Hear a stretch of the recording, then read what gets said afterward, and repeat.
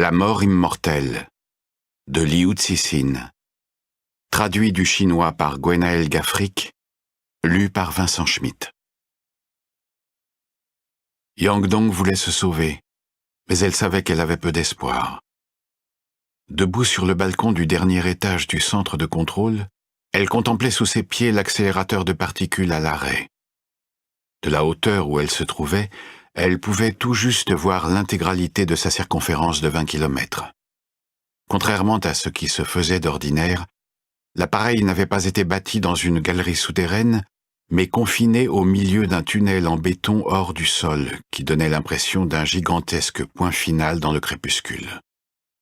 De quoi celui-ci marquait-il la fin?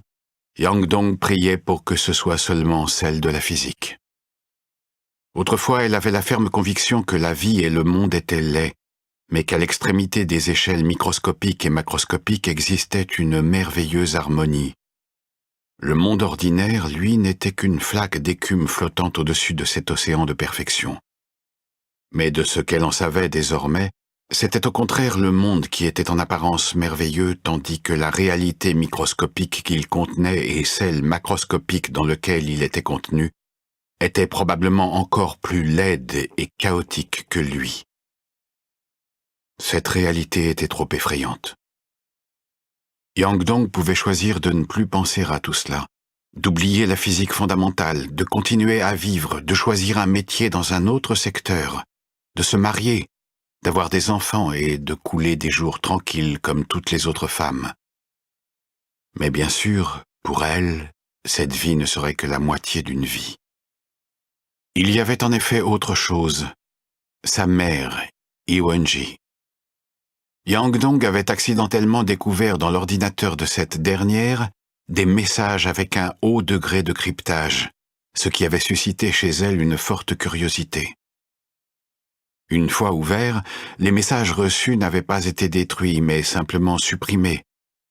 Comme tous les gens de son âge, Iwenji n'était pas très familière de l'informatique et d'Internet, et elle ignorait que même en reformatant son disque dur, ces données pouvaient être récupérées sans peine.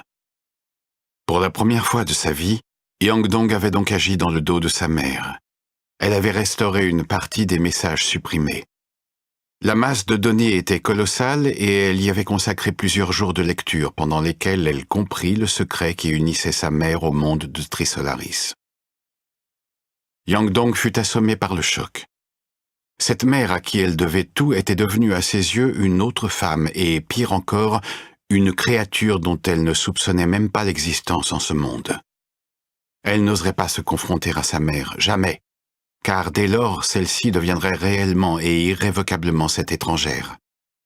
En lui laissant son secret, Yang Dong pourrait continuer à prétendre que sa mère était toujours la même et elle pourrait continuer à vivre.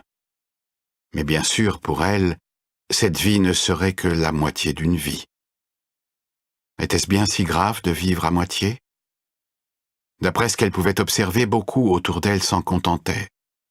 Il suffisait d'être en mesure d'oublier et de prendre sur soi pour pouvoir mener une vie paisible, même à moitié vide. Mais ces deux réalités s'additionnant, c'était une vie entière qui lui était arrachée.